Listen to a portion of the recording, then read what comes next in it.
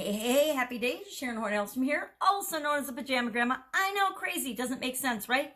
But it makes sense to me, and part of that will be explained in today's topic. Today's topic is look for the silver lining in order to supersize, which means to grow. People ask me, what does supersize mean? And I guess I think it's obvious, but apparently it's not.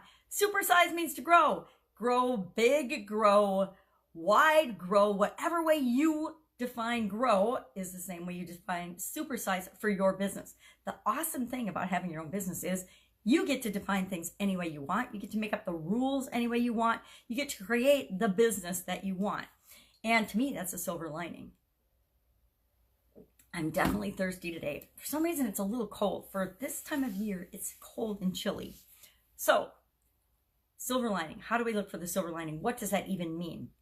Well, John Milton, of course, the English poet, used that expression in 1634. It's a long, long time ago, right? So anything that's that long ago obviously is impacting us in some way, shape, or form, or other people, perhaps our best customers. And so we want to understand that. Now, looking for the silver lining, of course, means to look for the good in any situation.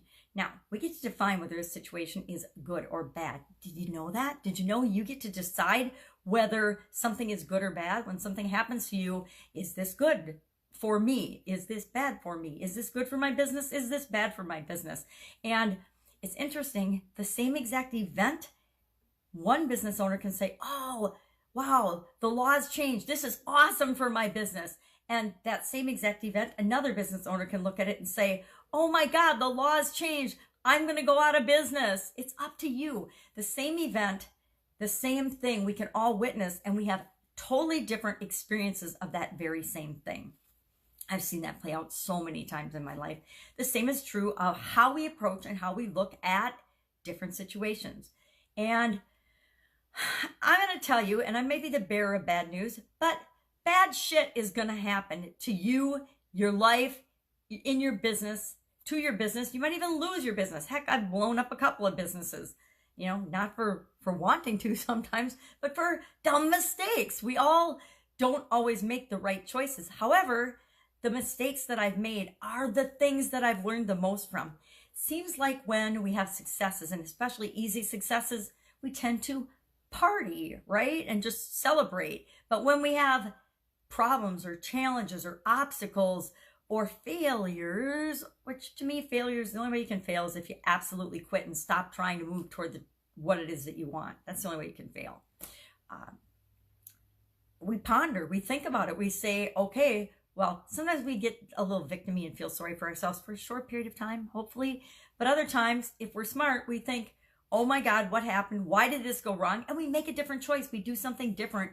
And then we do that over and over and over again and use those as stepping stones till we finally succeed at what it is we're trying to do. And again, we get to decide if something is good or bad, if it's in our best interest or against us. And we get to interpret absolutely everything that happens, from changes in the environment, changes in us, changes in our business, changes in the people that are involved in our business, changes in the business that it is that we want to create, changes in the customer that we want to serve, whatever. We look for what's the good in that thing that happened. What's the good in that event? What's the good in that, whatever it might be, you fill in the blank. And we'll find it. If we look for the bad in a situation or ain't it awful, guess what? We're going to find that. If we don't even find it, we'll make stuff up so that we feel good about ourselves, so that we can be right about how terrible this situation is. So do you want to invest yourself in saying how terrible, how unjust, how unfair this is? Or do you want to invest your time and energy in creating the life and the business that you want by saying, all right, yep, this happened. It's just a thing that happened.